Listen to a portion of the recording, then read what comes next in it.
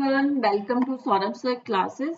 Today we are solving mathematical science paper and we will now solving question number 97. We have two component series system consisting of independent and identical components. So A,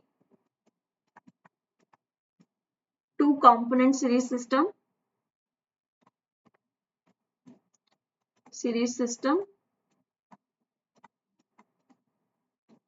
and each component is independent identical and exponential distribution mean 2.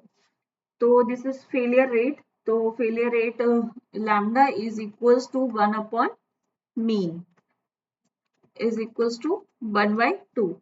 So failure rate system lambda 1 plus lambda 2 plus lambda 3 is equals to 1 upon mean plus 1, 1 upon mean plus 2, 1 upon mean plus 2. So this is lambda system. So that means 1 by 2 plus 1 by 2 is equals to 1. So option B is correct. Thank you.